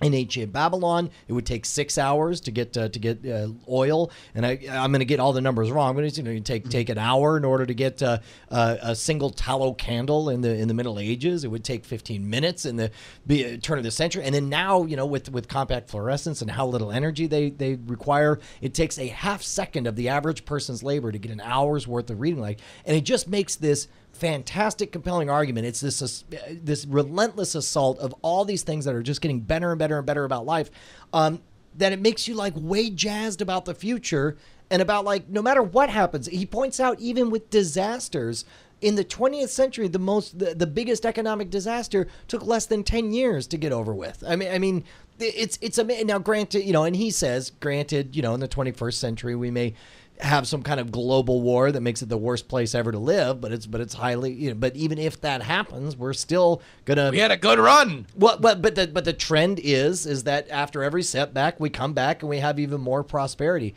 I tell you, it makes you feel good about humanity. It makes you feel good about the origins of man. It makes you feel good about other people, because it makes you believe that even people with selfish motives in weird ways can contribute to the goodwill of humanity. It's fantastic. I'm way enjoying it. So it's Rational Optimist by Matt Ridley. He's also got a blog, rationaloptimist.com, worth following, and is also on Twitter.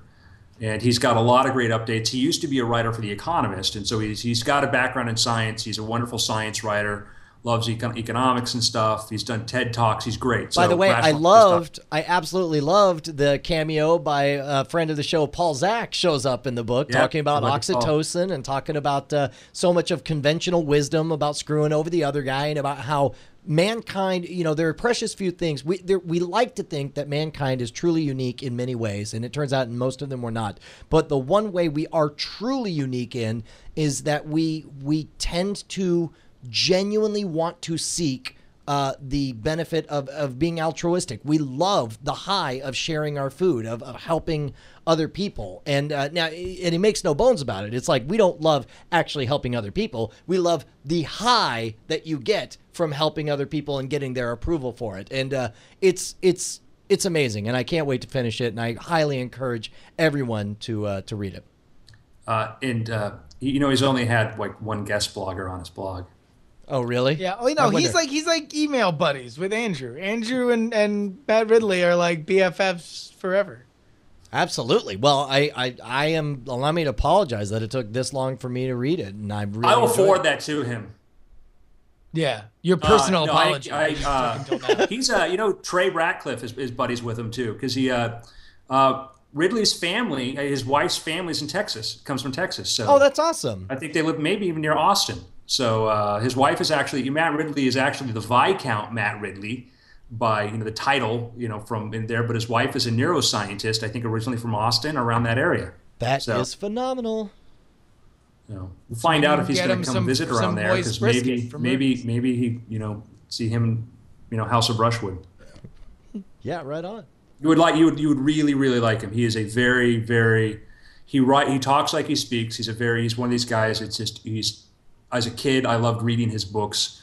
There's a poetry to the way he expresses something as crude as a bunch of dirty foreigners buying and selling razor blades, but somehow makes it sound like magic to you. Yeah, and he's not an overwriter. He's not a guy that's trying to punch out prose. So yeah, I'm glad you enjoyed that. I'm really, really glad to hear that. I just picked up Abundance by Peter Diamandis, which is kind of about just how the future is going to get bigger. You know what's funny is when I bought it on Audible, it says other people they're like abundance. So tell me how that plays out. I may get that as well. What's funny is that he made a gentle comment to that maybe they were being overly optimistic, and they responded no. And Matt loves that kind of stuff. His blog is great, where he'll go answer criticisms and stuff back and forth. He's just great at dealing with that, as he likes that. And it was just funny that these guys, these two optimistic visions they're kind of like, no, it's even better. The things he was even cautious about. They're like rival optimist gangs. They're like, you think the future's bright? I'll show you bright, sucker. I was gonna start using burn your retinas. Bright like a laser. There you go, boys and girls. This has been a fascinating episode of Weird Things. My mind, if you didn't listen to the last week's episode, my mind is still reeling from the story that Brian talks about, the very special school assembly. Was very special. And by the way, we should point out that all of these episodes, if you're a new listener to Weird Things, we may talk about the week's news, but they're pretty evergreen. I think you could go back all the way back to 3 years ago. You're not reading this to keep up to date. If you are, you're not up to date. I was to suggest the news. Yes, that's a good point. I'd like to thank everybody who said hello. I'd like to thank Mr. Andrew Bentler over here. Things exploding. I was your studio audience. I had a fun time. Yay! Fruitron got very bored, wandered off somewhere. She got hungry when we started talking about placenta jerky. Yeah, she's actually going to try and set something on fire. Who knows? And Bonnie, thanks for Bonnie. Bonnie. She got bored after she sent me that dispatch, and now she's beef jerky or placenta jerky. Lose our female audience. I swear, man. It'd be here in person, and they're like. The first person who buys me a T-shirt with a faux what looks like beef jerky, but you look closer and it's clearly placenta jerky there, I will give you a hug. Oh my God, the Slim Jim commercials! Remember the Randy Savage ones? Yeah. Oh yeah. I slightly glow after eating my placenta jerky. It's been weird. We can go on together. We're suspicious minds. Mouse Elvis, everybody! Mouse Elvis has left the building. Official recording. We still got people watching. Come in. Come on. Justin, how do you like San Francisco? It's cold as hell. It won't stop getting cold, and I'm tired of it. I'm tired of its goddamn chilliness. Your water? Actually, guys, I have to run for a second. Okay. I have an emergency. All right, hold on. I gotta save this for forever. This is 120717 placenta jerky. I like the Elvis Mouse thing. Yeah. Justin's. Can we just go get water? Just use the Brita. That's what it's there for. The whole world is hearing this discussion, guys. And Yeah, no, now they know you like Brita. How does it feel to be a shill for the Brita establishment? People in the chat. Oh, yeah. Let's take a look at the. Hey, can we watch some of your videos? Cute things blowing up. Which one should we watch? Absolutely. Cute Things Exploding. It's on Nerdist channel on YouTube, or just Google Cute Things Exploding, and you'll find a variety of people talking about them. Here it is, right here. Cute things. Yeah, there you go. Exploding. Which one? Bieber is probably the first thing on there. Yeah. We got Dubstep Cat exploding. 43 billion downloads and views. Yeah. You know, like MSNBC or CNN would kill to have your views. Oh shoot! Oh, we were talking about this. Like CNN have. Oh. This isn't the best one. Oh well, then Like, screw it. I don't even want to watch it. I only want the surprise kitty. Do that one. That This- one Buzz on DVD. this- surprise kitty. This is the one that I saw. Now that I think about it, that I looks. didn't put ads on them. They just do that. Hey man, so that's big news with the Nerdist getting picked up by Legendary, right? Yeah, I'm excited for him. It's going to be good for both parties because Chris obviously knows what he's doing, and then he'll get to help run the I guess the digital realm of Legendary. Yeah. All right, here we Yeah. go. What do they got coming out film-wise? It's Yeah, worth it. dude. Name one movie that I'll ever see that they put out. Batman.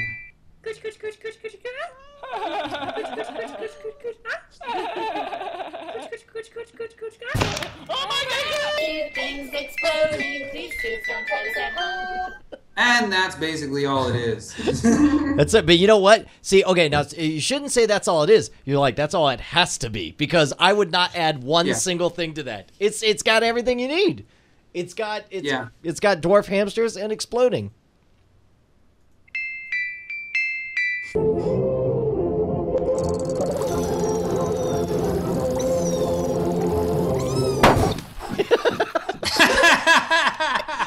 It's like you tap into that involuntary, like everything in me screams that it was like, I'm not gonna laugh, I'm not gonna laugh, I'm not gonna laugh, and then I laugh. It's weird because it taps into we have this weird thing where we love things that are cute, but then after a while we get sick of them really fast, like Britney Spears and all that kind of stuff. But so I just basically took that whole idea and turned it into 30 seconds, and that's. I'm gonna do the Justin Bieber, and by that I mean I'm gonna have sex with Justin Bieber. It's called Bieber exploding because we had arguments of kids of whether or not he's cute. I'm up right now because everybody's talking about me. And for all you that want to see me explode, I have one thing to say to you. Never say never. It's the year is February. It's 3D for some reason. But now back to my point. I read all your tweets about how you think I lip synced at the MTV Awards, and I'll let you know I never lip sync. And I don't wear a wig. So stop saying that because it hurts my feelings. I just condition really well. Maybe you should try it sometime.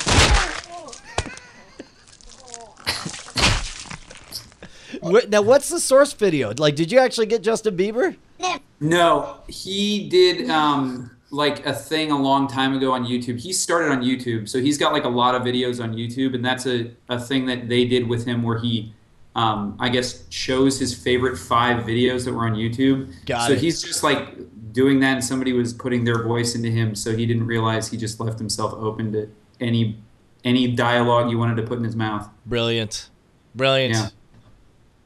So it's official. Anything you want to put in his mouth. You put it in the Bieber's mouth. we put words in the Bieber's mouth. Awesome. All right, well, gentlemen, I hate to do this, but it's like 12:17, and I'm supposed to be up at in 7 hours. Justin already left, so. Well, he said he was just doing a quick thing and then coming back, but I feel bad. Man, so how long? Mouse Elvis has left the building. That was my favorite part. I got to watch the whole show from right there. I was a fan. I was a fan, and then I saw it all happen, and now I'm never watching it. Yeah. That's awesome. Somebody in the chat room says it's amazing how much he looks like Walter Koenig. I don't know who he means, but I do know that I definitely. That was Chekhov. Well, no, I know who Walter Koenig is. I don't know who looks like. Like, does he look like? Oh no, he does look like Walter Koenig. Yeah. I actually have downstairs right now. Do you guys want to see a photo of me getting an autograph signed by Walter Koenig? Sure. Isn't it Koenig too, the way you're supposed to pronounce it? Koenig, whatever. I don't know. I was asking you. How did he say it? He said nuclear vessel. Because like Matt Groening is actually Matt Groening. Yeah. Yeah, go get your photo. Okay. All right. BRB. Totally won't make fun of you behind your back. No, I totally believe you. Brian, please, we can hear you. All right, just. Come on in. I don't want to ask inappropriate questions. I know, but you can't. Inappropriate, you? I feel bad. Hi. Yeah. Oh, good God. How's everybody doing? Good. We were watching exploding pets on the internet. Fuck yeah. Sounds like a good time. It can be. I mean, What are your people saying? I know. It's I like pronounced reading those. pronounced Koenig. caning, yeah, caning. There you go. Not caning like I was Alright. saying. There you go. So it's not caning. So here, this is me. That set the scene. Picture like a mostly empty science fiction convention, and a very awkward Brian Brushwood walking up and not knowing what to say to Walter Koenig. Oh, That's so cute. Were you like, you were my favorite one of the monkeys? Yeah, no, and I still have the autograph somewhere, but that always cracked me up. I think the picture's better than the autograph, to be honest. So there's that. All right, look, hey Justin, I was saying I gotta go. Do you want to hang out? You just want me to leave the feed open overnight, or? No, I actually have to go as well because I'm gonna get to sleep because tomorrow actually I gotta get up early so I can get everything done in time to go to Petaluma because I'm gonna be on Mac Break Weekly tomorrow. What? Mac Break Weekly? Yeah, so I gotta get up there and then I'm gonna hang out and do NSFW. So I got a long day in Petaluma. Are you gonna do the morning stream tomorrow, or no? It's Thursday is when you do that. No, it's Tuesday. Oh, are you gonna do it tomorrow? I think it's Tuesday. Yeah, it is Tuesday. Yeah, I'm gonna do it tomorrow. I'll be on at what is it? 8:15 normally. I'm on the morning stream. Yeah. Unless it's last week where I was in line. It was such a cock up. I don't want to say what I need to run downstairs for, but let's just say I'm a very hungry man. And good God. Oh God, I don't know which works that or the cherry cobbler. By the way, I can confirm tomorrow's NSFW will include really the female embodiment of Bruce Wayne herself, Sarah Lane. Oh, is she coming on for just to Dark do Knight her Rises. victory lap? What was that? Is she coming on just to do her victory lap? Well, I don't know. I mean, she has to pretty much have Dark Knight Rises make like $600 million. All the money that there ever was. No, and even 600 million won't do it. We were talking about this on Frame Rate because if you hold on, let me actually pull it up. Let's say she does 600 million just on that, then that means she's now slightly ahead of Tom. But meanwhile, all she has left in her arsenal is the campaign and Expendables 2 versus Total Recall and Paranorman. Oh, yeah, but that's if I don't put enough distance for that to be a moot point to begin with. Sure, Wait. Justin. That's entirely possible. Oh, whatever you want. You telling me Ted, Brave, Ice Age, and Spider-Man can't combine to do another 200? All those movies are in the past. You are now in the cold drift, and there's no way you'll make $100 million more, and you would need $100 million more to be beyond their reach. You don't think I can make on those? Hey four? guys, I'm gonna go out now. Bye. So we bored Thank you for the NSFW show preview. All right, sorry. Bye. No, all good. All right, take care. Thank you very much, Andrew. Thank you. Bye. You don't think? All right. That's number one. That's bullshit, and you know it. And I'm sick of you talking jive. Okay, real quick. Let's go. You want to break it down? Break it down. You and Thomas can. The Amazing With each other Spider-Man on has your- already on your made $200 frame million, and now it's up against how much more do you think it has left in it? It's at $200 million right now. Wait, hold on. It came out 2 weeks ago today, and now it's up against Dark Knight Rises. How much more does Spider-Man specifically have in it? Sure. Yeah, let's break it down. How much more does Spider-Man have in it? Over until the end of this draft. Sure. 60 million. Okay. And how much do you think Ice Age Continental Drift has in it? I say another. I mean that 75 to 100. So, wow, that would be extraordinary. I mean, well, what were the other Ice Age titles? And like, is Dark Knight Rises going to cannibalize? Well, its movies? it's less significant what the other Ice Age titles were, and more significant what they did opening weekend. Because if this one came in, because most of the money's made that opening weekend, and so let's say, well, not like Madagascar. Madagascar made they had a strong week on week. Like it didn't make 150 opening weekend. Like no, but it did make. Well, I don't know. I actually have no idea. So how much you think you have? How much more left in you? How much more do I have left in me? I don't know. I mean, I genuinely don't know. I just don't think that it's crazy to think that I have a shot here. No, it's not crazy, but I looking at it right now. Let's say.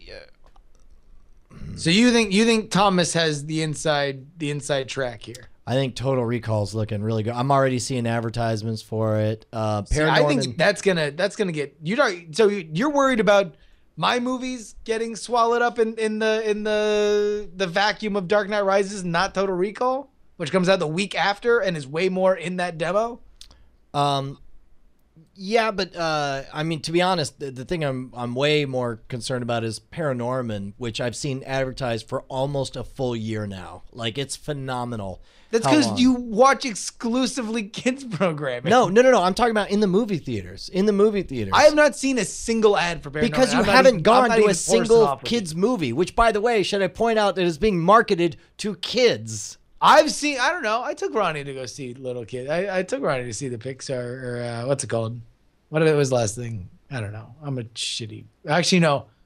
It was Avengers. So I took him to something that he was probably way too young for. No, yeah. It's been, if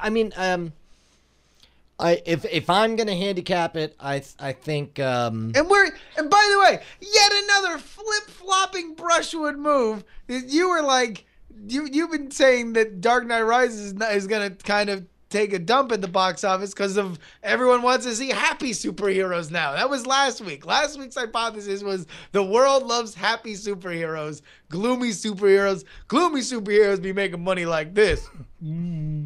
Happy superheroes be making money like this. What is your thesis? What do I agree or disagree with that point? No. You're saying a bunch of facts that seem to be leading towards something. What is the thing that they lead to? You are making a bunch of points to argue something. What is your argument? That I changed? So do you think Dark Knight Rises is going to make a bunch of money or not? Oh yes, it will make a very big bunch of money. So more or less than Avengers. Avengers made 600. Was of the opinion that Avengers would make more, but now publicly I'm telling everyone that that Dark Knight will make more. So what changed? The echo chamber of people who wouldn't shut the hell up about how much money that the movie's gonna make. So you think? I think it's got a shot. I mean, even without 3D, like I know everybody's like taking it like oh, not 3D. Well, and also I'll tell you what, man. I don't know. Number one, these are legitimate concerns. Like, not 3D is a concern. Not appealing to kids. There are people who are telling me that they're not going to bring their kids because they don't. It's like they felt great about bringing their kids to Avengers, but they don't feel not a kids movie. Yeah, exactly. And the other thing is repeat viewing, because like the Avengers was so much fun. Like I cannot remember the last movie in the last half decade that I want. And now, unfortunately, I didn't make it back to see it a second time, but people were telling me they saw it 4 times. I can't imagine. I would be surprised if The Dark Knight, even if it was one of the best movies I've ever seen, I didn't, as much as I liked Inception, I didn't want to go see it again in the theater. I wanted to wait until it came out on video. I saw it twice in theaters, but I don't think it's going to be. I mean, Inception is an original story. It's not a sequel to a very, very, very, very, very popular. That's not like building on 2 like previously successful movies, which is like part of the reason why Avengers was a chain reaction of fucking a billion movies piled into sequels for each other. Right. That's the other thing too. Sure. But Dark Knight's the final movie of a very successful franchise, if it's as good as what these reviews rolling in kind of paint it as, you know, I don't know. I'll tell you, look, here's a movie, wasn't really for kids. Let me tell you about a movie. Wasn't really for kids. Was kind of really depressing, especially at the end. E.T. And was long as fuck. Titanic. Okay, okay, if you're going to use that analogy, you got to have some kind of parallel to the Teen Leonardo girls, DiCaprio. teen boys. It's got fucking Batman in it.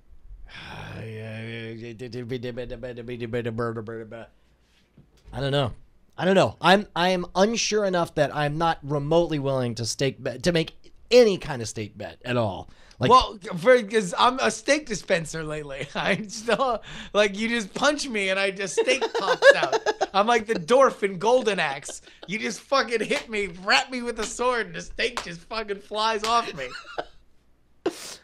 oh my god. So like can I I'm just assuming like Batman definitely dies at the end of it. Well, apparently there's a big ending.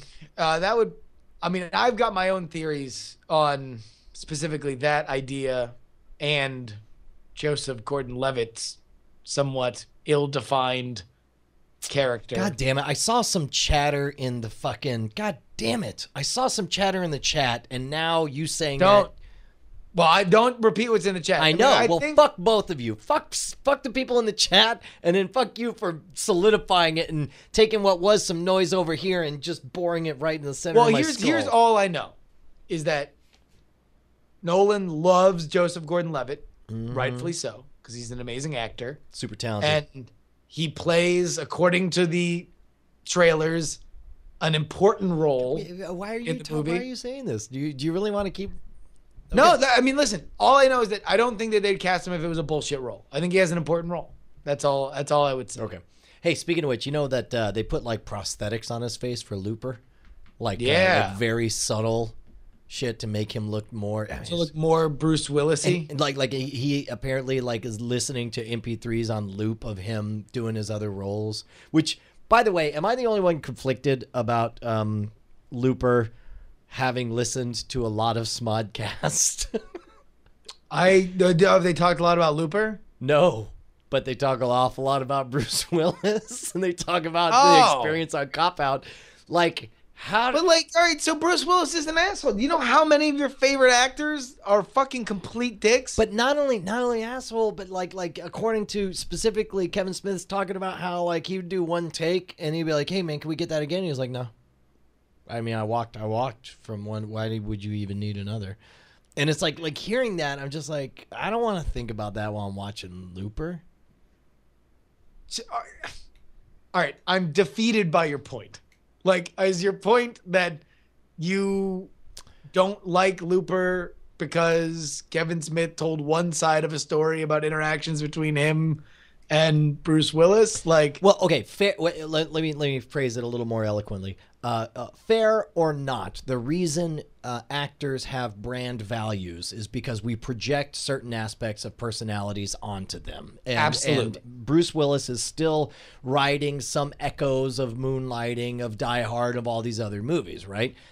When you find out that those echoes that he's riding on are completely unfounded and completely fundamentally according to one person who you like and you have visualized, and to the detriment of the movie, an uncooperative team player, like, listen, I will tell you, part of the reason I'm excited about Looper is because I love hearing that, just as we talked about how Heath Ledger took his craft very seriously with the Joker, and I love hearing that Joseph Gordon-Levitt is taking his craft very seriously to look and act like Bruce Willis.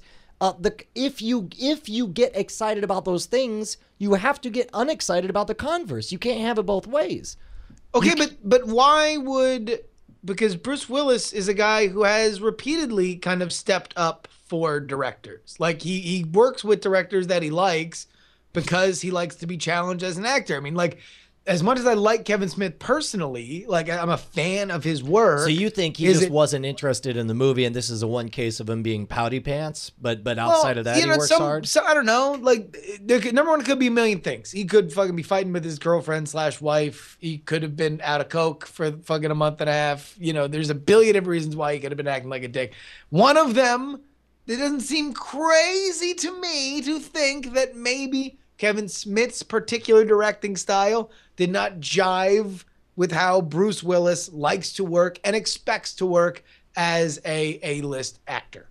You know, maybe there was, and a lot of like that Too Fat for 40 special where he's talking about all those stories are things like, you know, they just did not see eye to eye, where Kevin Smith was like, man, do it like Moonlighting, and fucking Bruce Willis ripped into him and was like, that's the most fucking unprofessional thing I've ever heard anybody say to me. You know, you don't tell somebody to act like some other fucking thing.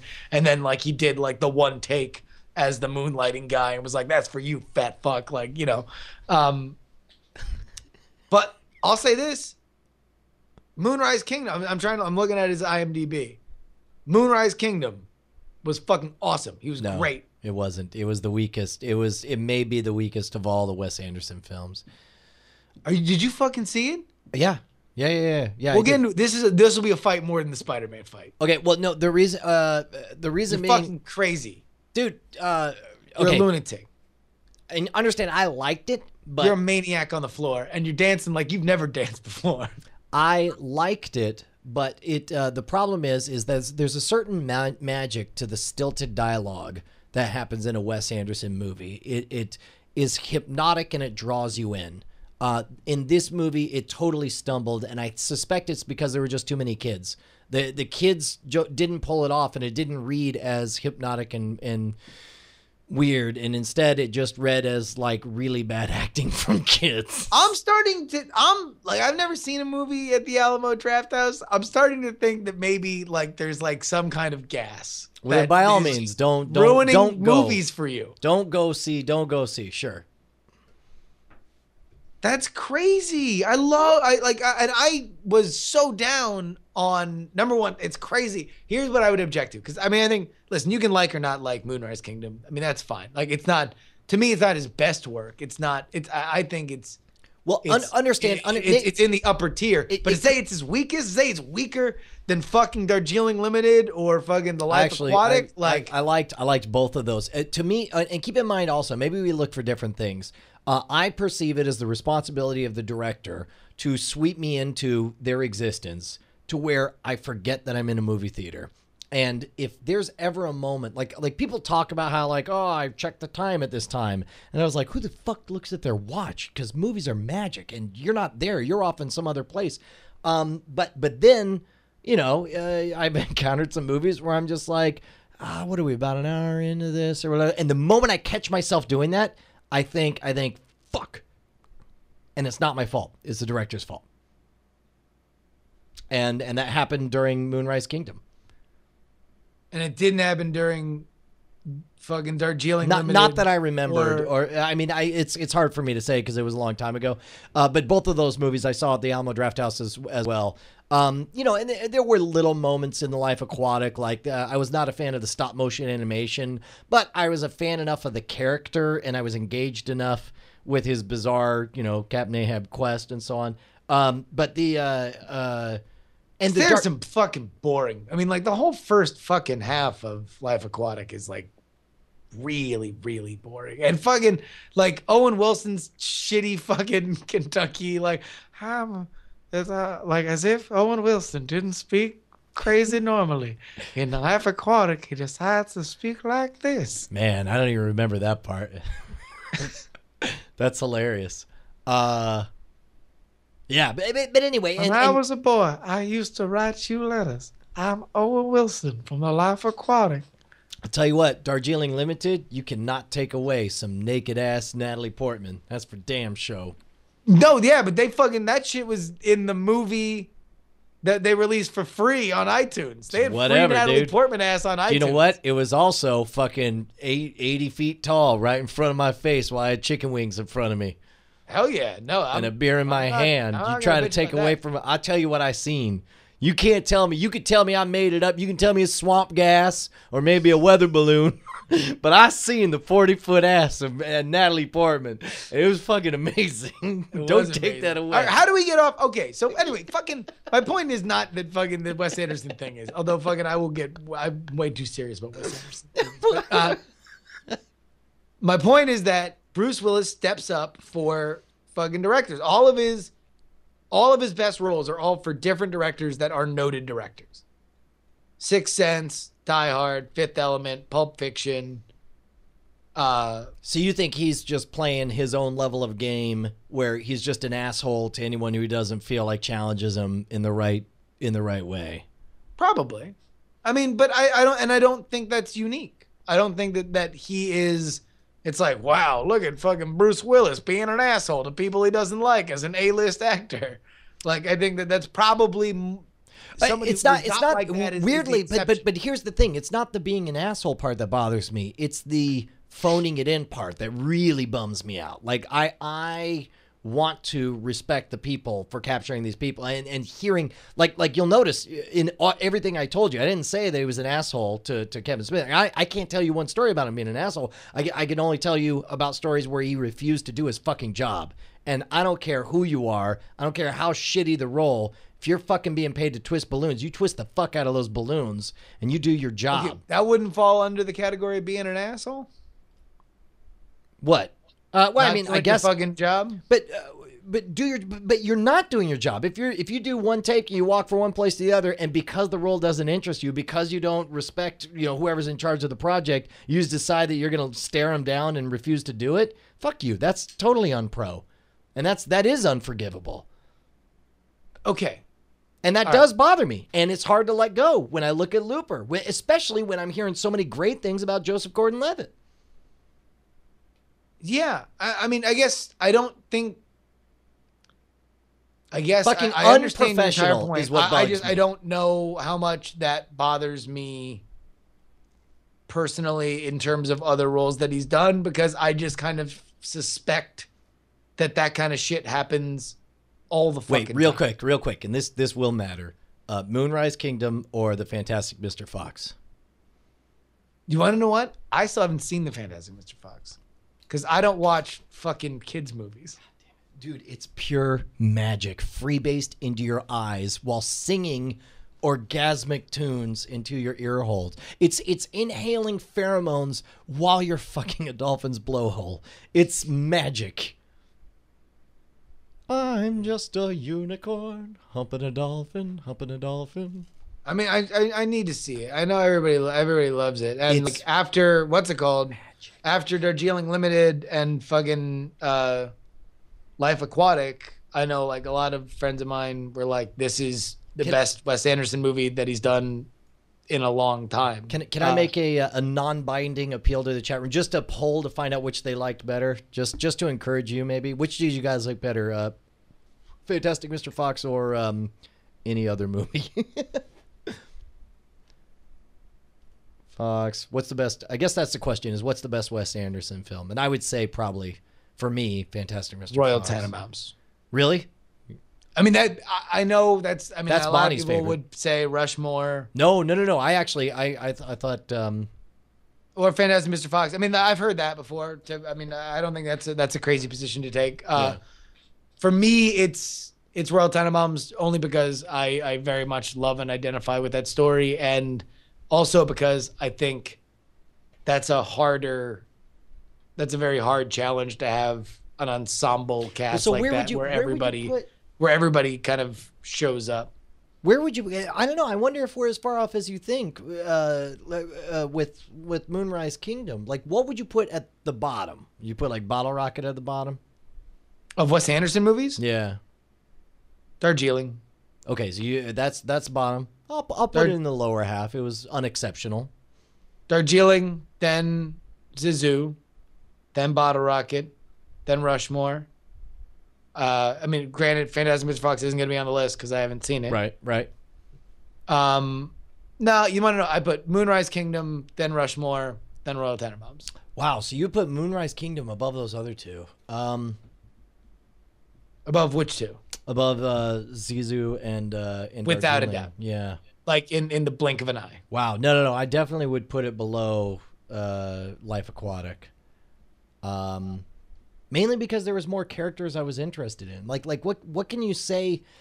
I mean, the problem is the two main characters, the two kids, were sort of these blank canvases that were just labeled bad kids, and you never got anything more than that. You never got. I really didn't. I so didn't see that. I very much thought they were, they were identifiable characters with arcs. I thought that we continued to learn more and more about, both of, where they came from and the situations that they were in. And it rode that great, especially for the male, for the kid, for the boy, it rode that great Wes Anderson-y line of like sublimely silly, mixed with kind of real personal childhood trauma, we continued to have those revelations inform the character as well as what happened. Okay, on his what about adventure. this? What about this? Were there some scenes? I suspect his intention was to make some scenes that were authentic. Some might say that he made scenes that were pedophilia. Or highly appealing to pedophiles. How about that? If I were to say what would get the pedophiles choice award Moonrise for Kingdom, Wes right? Anderson's movies, I would say that there are definitely some panty shots of that young actress. There's also fucking clumsy second base action, like very visible. Hands on tits and so on. Yeah. Wes Anderson's a bit of a weird guy. Like in Royal Tenenbaums, he had to be talked out of making Richie and Margot actual brother and sister. Like that his original story had them being actually related and then falling in love. Because he said that there was a brother and sister down the block from him when he was growing up that were very much in love. Their name was Mess Manderson and Mess Manderson's sister. Yes. So Wes Anderson, he's got a little Polanski in him. Like he's got a little it's art. I actually don't think we're as far off as you think. And my guess is you've watched. Have you watched Life Aquatic more than once? Have you watched? Yes. Darjeeling. See, and I've only seen them once in the theater, so it's hard for me. I mean, really, my problem with Life Aquatic is you get a Titanic performance out of Bill Murray. You get a fucking very weird and stupid performance out of fucking what's his face, Owen Wilson. Everybody else except for fucking what's his face. God damn it, Green Goblin in the original Spider-Man. Willem Dafoe. Willem Dafoe. Except for Willem Dafoe, who's amazing in fucking Life Aquatic. Everybody's just kind of like, they show up, they do okay, but the movie just sort of drifts until about halfway through when they start really battling the pirates. Yep. And Darjeeling Limited, I kind of felt the opposite way. I was really into it through the first half, and then it hits a wall about halfway through with like the train accident. There's so much Adrian Brody in the yeah, I don't feel like it really kind of recovers in the second half. Whereas Moonrise Kingdom, what I really enjoyed about it was that for the first time since Royal Tenenbaums, and I haven't seen Fantastic Mr. Fox, but for me, for the first time since Royal Tenenbaums, it felt like the story continued to have momentum. And even when it kind of shifts gears in the third act and gets kind of more slapsticky or surrealistic, I kind of felt like it still played within its own universe, and I was always consistently let me engaged warn in it. you. Let me warn you about this. That watching Fantastic Mr. Fox is fundamentally different from all his other movies. You gotta see it as a storybook. Number one, it's as Fox is it. Well, no. I mean, but what I'm just saying is even I don't just watch it. That's all I'm gonna say. It's I mean, I think I'm not saying I don't want to watch it. Like, it's just I haven't gotten around to watching it, and It's like I fully expect to love it. Like it would shock me if after everything I've heard about Fantastic Mr. Fox and everybody who's liked Fantastic Mr. Fox, Right. that whose opinions I respect, that I would watch it and be like, this is bullshit. Like I wouldn't. That would shock me. All right, Like, so to so be honest, it shocks me more when movies that I love, like friends of mine, really, really, really don't like. That always kind of shocks me more because I think I like a lot of stuff. Like there's not a lot that I think is just garbage. Like even like Life Aquatic and fucking Darjeeling Limited. Like I'll watch those now if they were on. Like I still like them enough to watch them because I really, really like Wes Anderson. It's just in judging his work, you know, where you have to slot, you know, 6 through 1. Right. But I think I'm fairly clear on where I'd put him. Okay, so